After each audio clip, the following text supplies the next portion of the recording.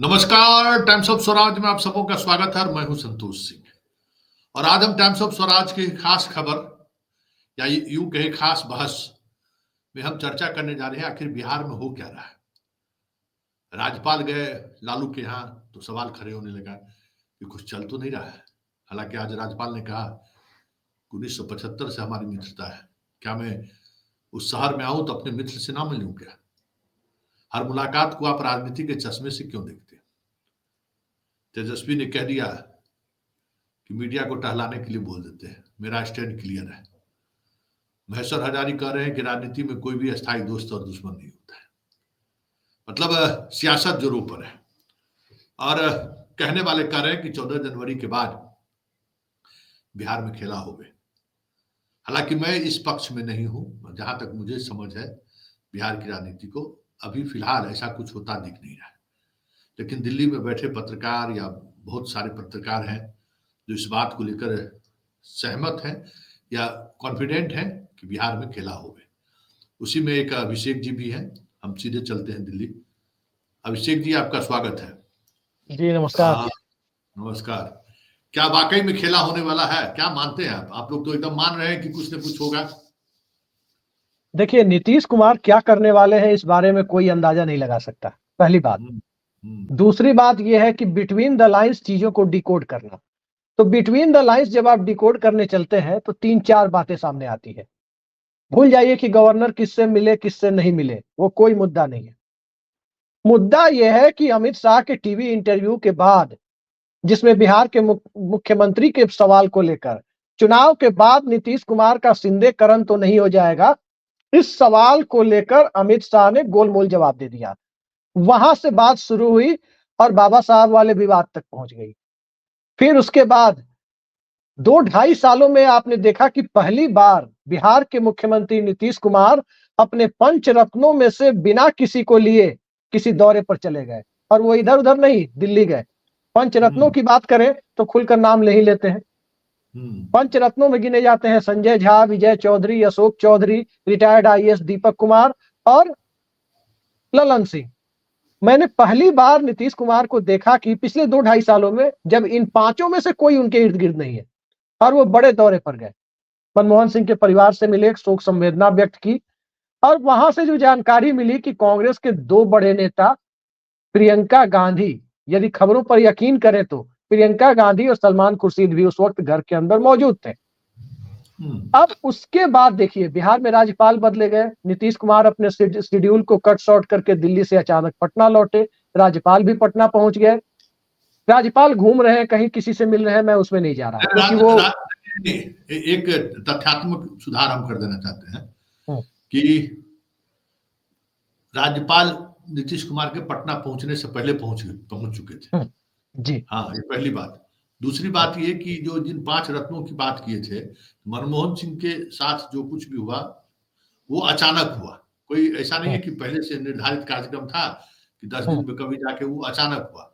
लेकिन एक बात जरूर महत्वपूर्ण है कि हर तस्वीरें जारी होती थी। जब नीतीश कुमार कहीं जाते हैं, किसी से मिलते हैं, तो तस्वीर जारी होती है। लेकिन मनमोहन सिंह के परिवार से उनकी मुलाकात हुई, एक भी तस्वीर मैं उसी पर आ रहा था, क्योंकि मुझे याद है कि मुलायम सिंह यादव के अंतिम संस्कार में नीतीश कुमार नहीं गए थे, लेकिन उसके 2-3 दिन बाद वो सैफई गए थे। बिहार सरकार के हेलीकॉप्टर से सीधे सैफई गए थे और वहां पर शोक संवेदना व्यक्त कर वापस लौटे थे। और वहां से बाकायदा तस्वीरें आई थी, घर पे बैठे हुए परिवार के लोगों के साथ, और सपा के लोग भी थे, वहां से तस्वीरें आई थी। और नीतीश कुमार आमतौर पर बेहद मिलनसार और अच्छे आदमी माने जाते हैं। निजी आचार व्यवहार के मामले में तो सभी कहते हैं कि नीतीश कुमार का कोई जवाब नहीं है। मैंने खुद एक बार देखा है कि नीतीश कुमार, मैं किसी के साथ गया था और नीतीश कुमार बकायदा पोर्टिको तक गाड़ी तक छोड़ने आए थे।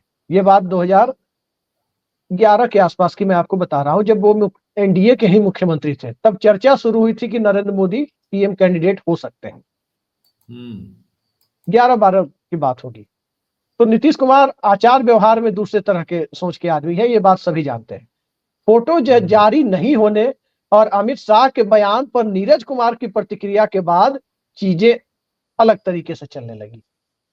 अब इसी दरमियान देखिए चीजें और कैसे तय होती है।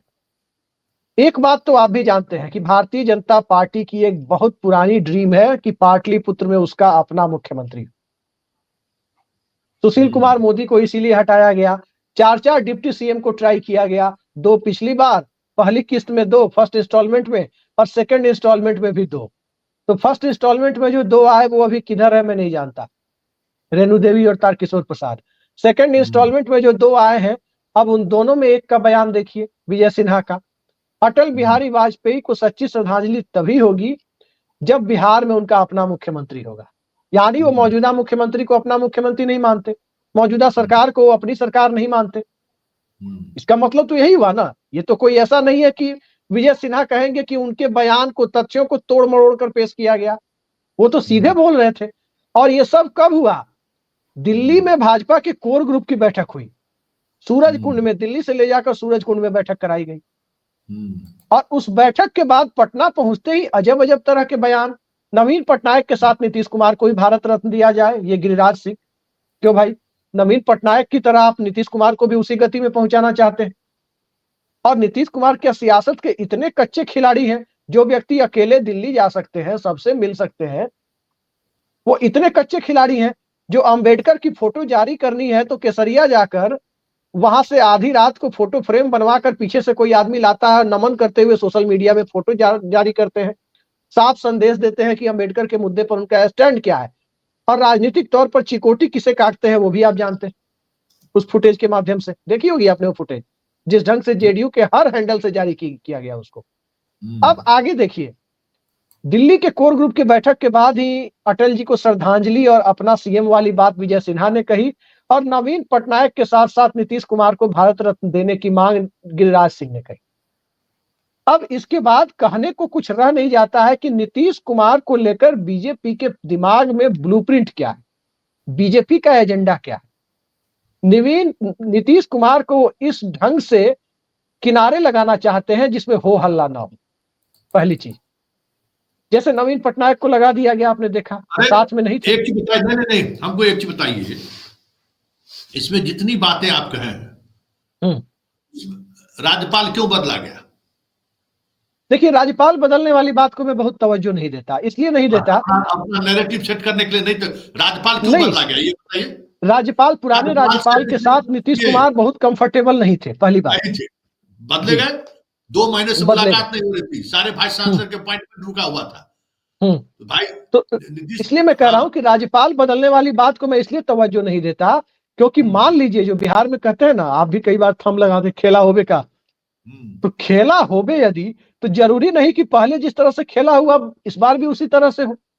पहले तो खेला हुआ, नीतीश कुमार ने इस्तीफा दिया, 17 में भी, 22 में भी और 24 में भी आपने देखा, इस्तीफा दिया और फिर से शपथ लिया। खेला होने का मोडस ऑपरेंडी 2013 की 17 जून वाला भी तो हो सकता है कि मंत्रियों को बर्खास्त किया और फ्लोर टेस्ट हासिल किया। नीतीश कुमार क्यों छोड़ना चाहेंगे? ये कोई देखिए, क्यों छोड़ना चाहेंगे, हाँ, क्यों छोड़ना चाहेंगे, अब इस पर है क्या, अगर आरजेडी के साथ महागठबंधन के साथ जाते हैं तो वहां तो और इतनी पार्टी है जिनको सीट नहीं मिलेगा। यहां पर 80, देखिए 80+ जेडीयू के लोग खुलकर कह रहे हैं वो जीतना चाहते हैं, पहली बात।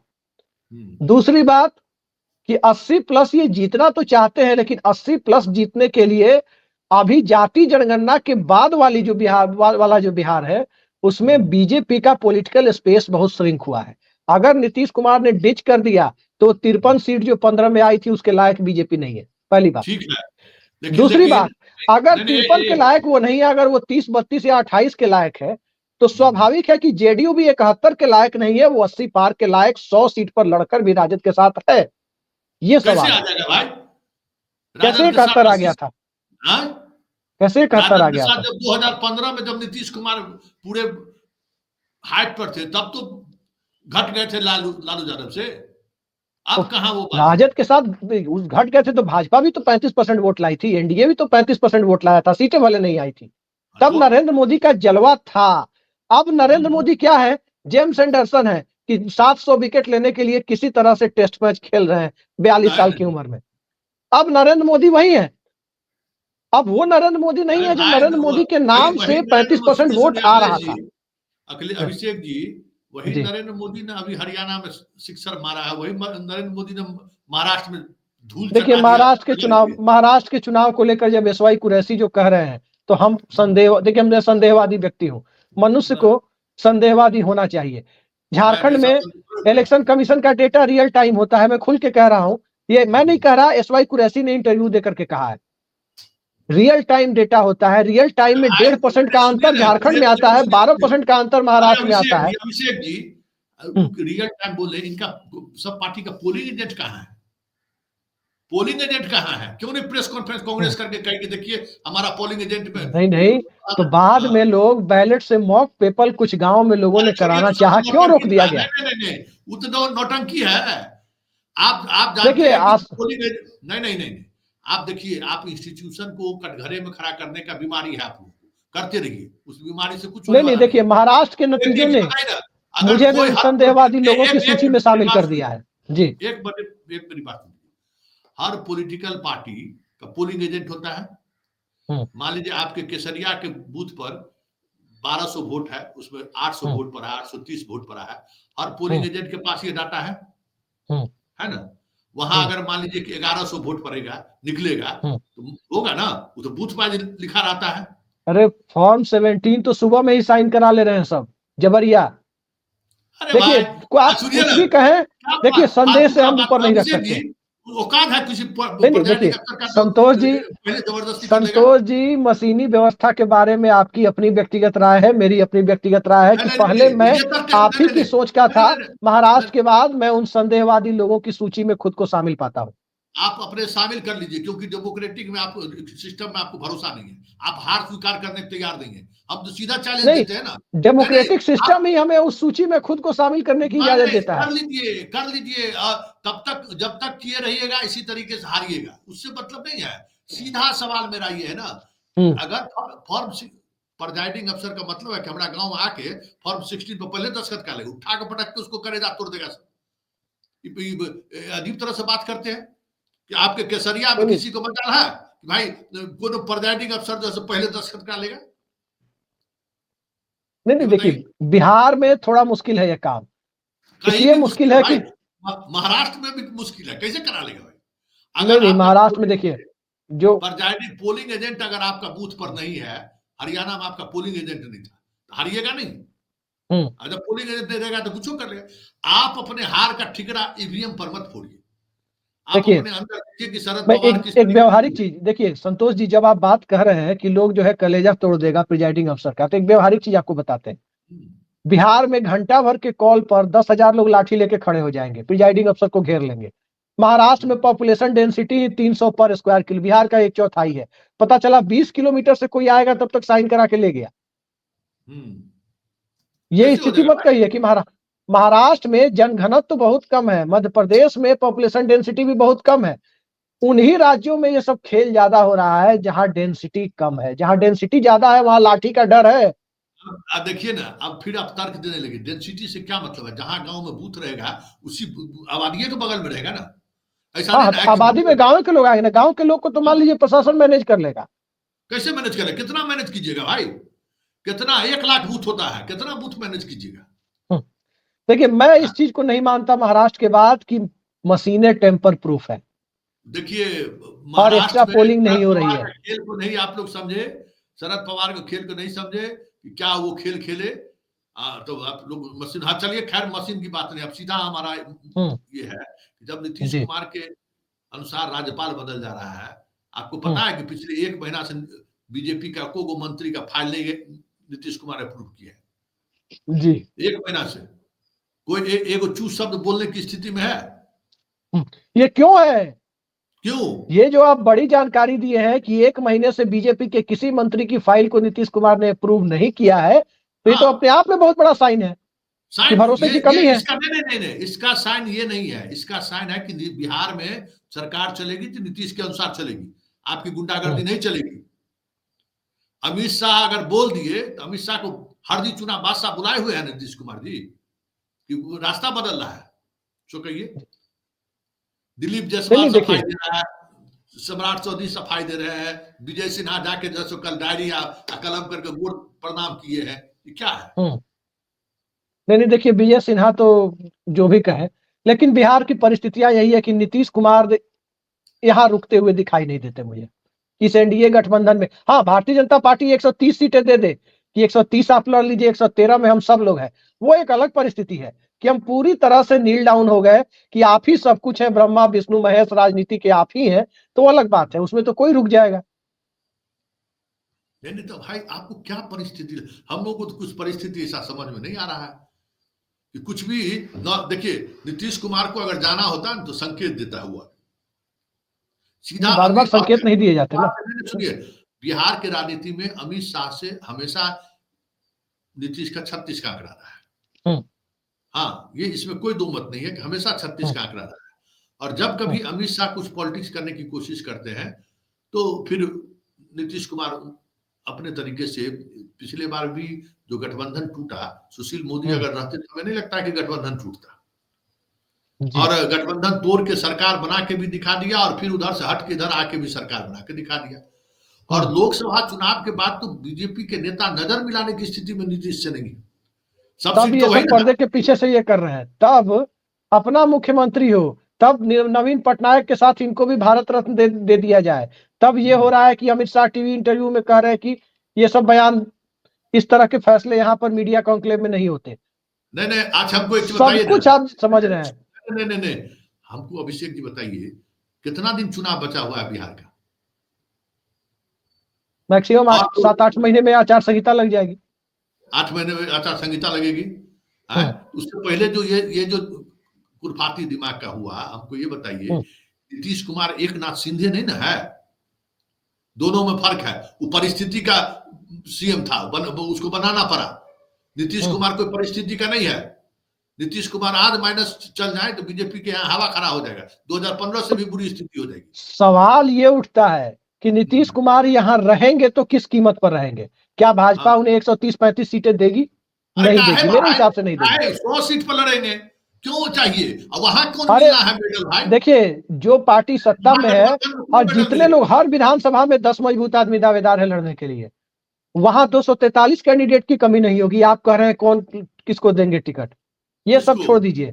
उम्मीदवार मिलबे नहीं करता है, खोज के देखिए। नहीं, प्रशांत किशोर खोज पाया? प्रशांत किशोर की पार्टी पर कौन अपना इतना रुपया चुनाव में खर्चा करेगा? तो सब बात छोड़ दीजिए। नीतीश कुमार जो है उम्मीदवार, लालू यादव उम्मीदवार खोज नहीं पाते हैं कि जिसका अपना विधानसभा में 5,000-10,000 वोट हो।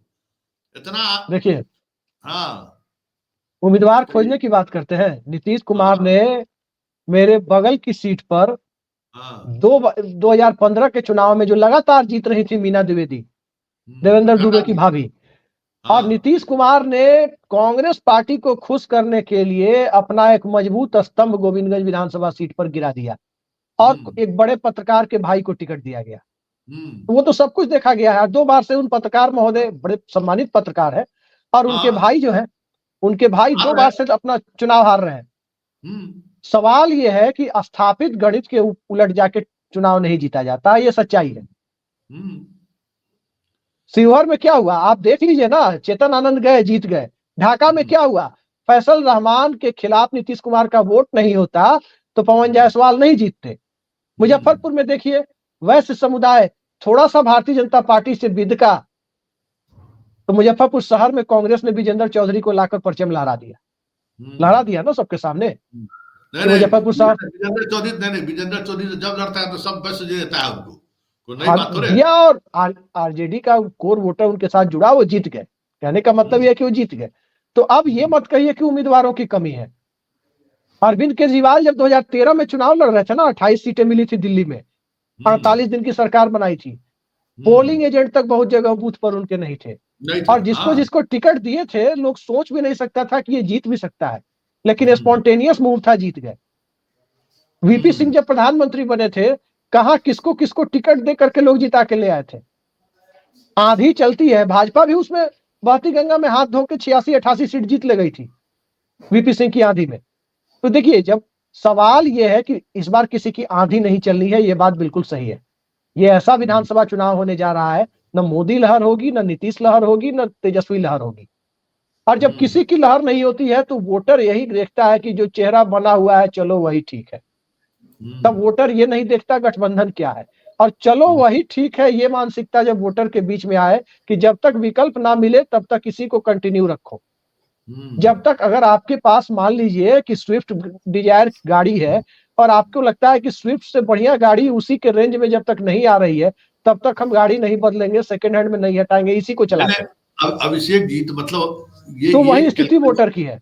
हाँ, नहीं तो ठीक है, तो मतलब नीतीश कुमार बदलेंगे क्या पाला इस बदलेंगे? देखिए, अगर भारतीय जनता पार्टी ने उन्हें 125 या 130 सीटें ऑफर कर दी तो नहीं बदलेंगे, अन्यथा नीतीश कुमार को पलटने से मेरी व्यक्तिगत राय में रोकना मुश्किल है। ऐसे भी नीतीश कुमार नहीं पलटते हैं, मतलब भाजपा को पलटा देंगे, राजद को भी पलटा लेंगे। हमको एक चीज बताइए ना, अभी हमको एक चीज बताइए कि अभी नीतीश कुमार उस स्थिति में है, उनका पार्लियामेंट के सांसद सब चल जाएगा?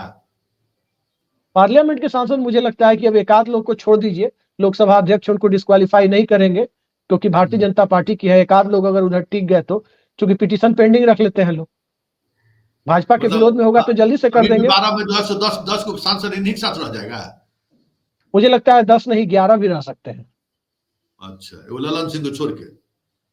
नहीं, हम किसी का नाम नहीं ले रहे हैं, हो सकता है नीतीश कुमार के करीबी है वो भी साथ आ जाए, नीतीश कुमार के।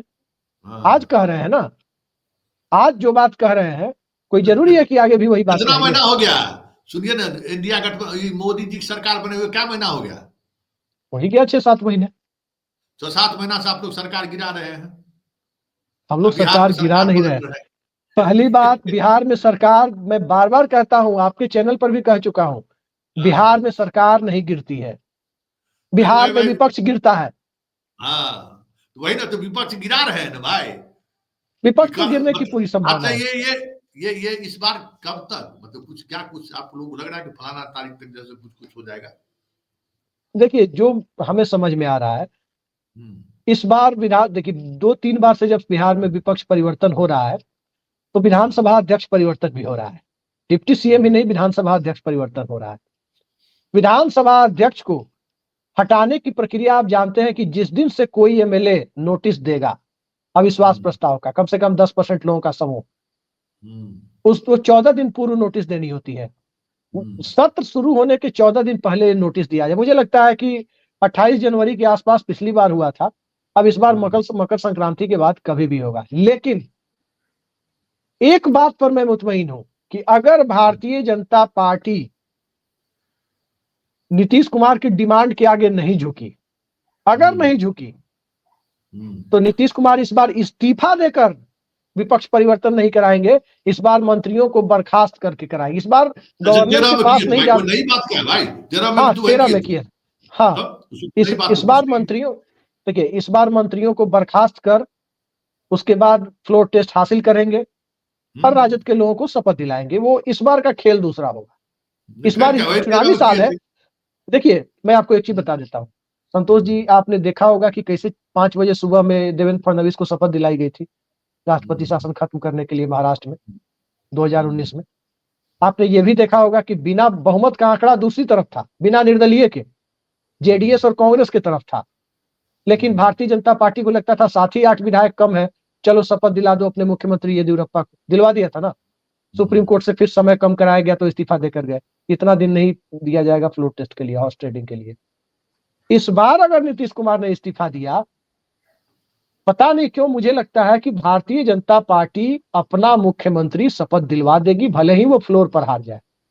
काहे भाई इस्तीफा काहे देगा भाई? मंत्री को बर्खास्त, उनके पास तो ऑप्शन है, मंत्री बर्खास्त कर देंगे सरकार में।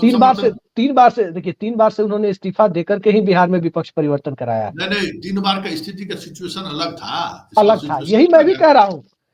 यही मैं भी कह रहा हूँ कि इस बार इस्तीफा देंगे, इसकी गुंजाइश कम है। इतना दूर तक आप लोग सोच रही है कि नीतीश कुमार इस्तीफा नहीं देंगे, मंत्री को बर्खास्त कर देंगे, आरजेडी वाले शामिल करा देंगे, कि भाई 130 सीट इनको राजद इधर देगा?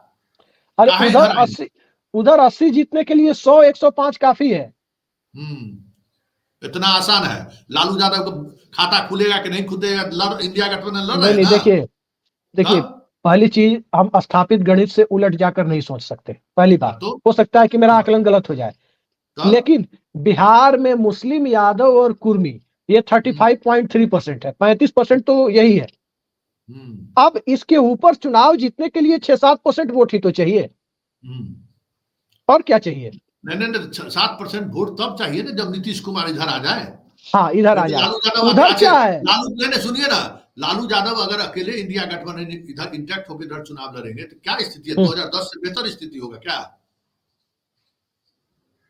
देखिए अगर नीतीश कुमार और भाजपा चुनाव लड़ते हैं, मुझे जो लगता है 2010 वाली स्थिति बिहार में बनने जा रही है अगर नीतीश कुमार और भाजपा लड़ते हैं तो। और तब तो जाहिर 2010 पड़ेगा वाली नीतीश। स्थिति बनेगी, एक मिनट 2010 वाली स्थिति बनेगी तो 140 पर लड़ के 115 जीतने की स्थिति में नीतीश कुमार नहीं है, पहली बात। नहीं, 140 बिना नीतीश नहीं, कुमार के भी 122 के आंकड़े तक एनडीए पहुंच सकता है। अरे भाई पिछले बार कितना सीट दी थी बीजेपी इनको? क्या पिछले बार 122 दी थी? अपने कोटे से 7 मांझी को दिए थे, 115 लड़े थे। 15 लड़े थे, बस हो हाँ, गया। उसमें चिराग मॉडल हो गया। नहीं चिराग मॉडल हो जाए चाहे तेजस्वी मॉडल हो जाए, उससे मतलब नहीं है। जो कुछ भी हुआ मुख्यमंत्री नीतीश कुमार ने हुआ भाई, मॉडल करके क्या तो किए? इसलिए हुआ क्योंकि भाजपा 74 पर थी। नहीं 115 सीट नीतीश कुमार को देने में बीजेपी को दिक्कत होगा तब तो। क्या नीतीश कुमार भी करते हैं? अभी तो उसी बात को अरे लेकर 115 में नीतीश कुमार 80 पार करेंगे तो भाजपा 110 में 90 पार करेगी, 95 पार आप करेगी। में बैठ के जो है ना यही कैलकुलेशन कीजिए, लोकसभा में पार कर गए। देखिए लोकसभा चुनाव में अगर राजद गलती नहीं करता तो तय मानिए कि बिहार में 18-20 सीट तक इंडिया अलायंस भी पहुंच जाता। तो बस तो हो गया, राजद गलती करेगा जो गलती करता है। विधानसभा चुनाव में वोटर्स के ऑब्जेक्टिव दूसरे होते हैं। बिहार का 50% वोटर, सब सब्जेक्टिव देखिए तो सामने पिछले बार 2020 में संतोष जी, सफल हो गया, इस बार संतोष जी हमें भी तो बोलने दीजिए, अब बोलने के लिए ही हम आपके साथ बैठे हैं ना, तो हमें बोलने दीजिए। बिहार में देखिए, बिहार में वोटर का 50% हिस्सा, जो वोट डालने वाला वोटर है उसका 50% हिस्सा इस आधार पर वोट करता है कि उसके उस 50% के बड़े तबके को, किसी को राजद की सरकार आने से दिक्कत है, किसी को भाजपा की सरकार आने से दिक्कत है, और उस बीच में नीतीश कुमार एक चॉइस है कि चलो इन दोनों से बेहतर है। अब नीतीश कुमार ऐसा नहीं है कि एडमिनिस्ट्रेशन में कोई के कामराज है, ऐसी बात नहीं है। 2005 से 10 का शासनकाल हम मान सकते हैं कि बहुत बेहतर था भी। अरे आप लोग मानते रहिए भाई, क्या 2015 से 20 शासनकाल गड़बड़ था क्या? देखिए 2015 से 20, देखिए 5 से 10 वाला दर्शन कभी नहीं हुआ है। नहीं छोड़िए ना, आप लोग विश्लेषण करते रहिए। 2020 से 25 में प्रॉब्लम जरूर हुआ उसमें, लेकिन बाकी शासन काल में वो अपने तरीके से जो चीजें हुई वो चलाए हैं। हमारा एक ही सवाल है, आखिरी सवाल है, जो आप लोग कह रहे हैं कि भाई 90 को जीत जाएगा बीजेपी, 80 को जीतेंगे, भ्रम में जी रहे हैं ना। दिल्ली में बैठ कर ये आप कैलकुलेशन कर रहे हैं। अगर बिहार की जनता को समझ में आ जाएगा कि बीजेपी कुछ गच्चा करने वाला है, पार्लियामेंट के इलेक्शन में काहे बराबरी पर छूट गया मामला, सोचिए। देखिए पार्लियामेंट के इलेक्शन में बिल्कुल सही बात, लेकिन विधानसभा चुनाव में चुनाव बहुत स्थानीय हो जाता है। मुश्किल है भाई, विधानसभा में जिनके पास लीडर नहीं है कोई। पार्लियामेंट के चुनाव में तो नरेंद्र मोदी को प्रधानमंत्री बनाने का लक्ष्य था। विधानसभा में क्या हकीकत ये है कि नीतीश कुमार के पास पार्टी नहीं, जो पार्टी है कागज पर है, उसका संगठन हम नीचे देखते हैं बहुत मजबूत नहीं है, कुछ एक जगह छोड़कर। 2005-10 में था संगठन क्या? और भाजपा के पास क्या है, लीडर नहीं है, नीतीश कुमार के पास पार्टी नहीं है, और ये दोनों एक दूसरे को पूरा करते हैं। आरजेडी के पास बेस वोट है लेकिन फिनिशिंग टच देने लायक वोट नहीं है। राजद के पास क्या है, राजद के पास राहुल द्रविड़ है, रन बना के जिताने वाला, जीत के करीब पहुंचाने वाला, लेकिन फिर यूसुफ पठान नहीं है। भाई 4 मुसलमान इनको छोड़ रहा है, 4 सीट के उपचुनाव में समझ में आ गया इनको। इनकी बेचैनी यही है ना कि हमारी वापसी कैसे होगी। और ये जो मुसलमान छोड़ के भाजपा की तरफ ही न जा रहा है, नीतीश कुमार की तरफ ही जा रहा है ना। बयान में जो कंट्राडिक्शन आया है आज भी, उसका कारण वही है।